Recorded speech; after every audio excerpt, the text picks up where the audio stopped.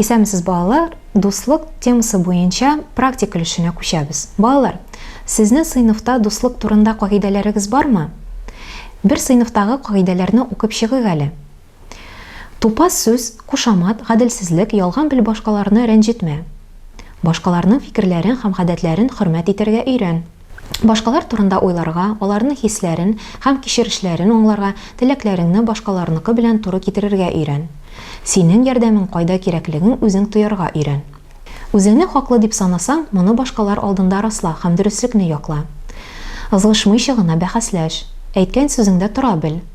Башта вәгъдә итеп, соңыннан вәгъдәне үти алмаячагыңны аңласаң, бу хакта ачыктан-ачык әйт.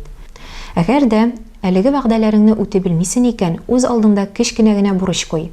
Аны һич сүзсез итә һәм эшне ахырына җиткер. Уйлап кара. Бу кагыйдәләрне кайсыларына сиңа һәм синең сыйныфыңда туры килә алыр иде? Буларга тагын нәрсә өстәргә теләр идең? Дәресебезнең практик өлеше тамам.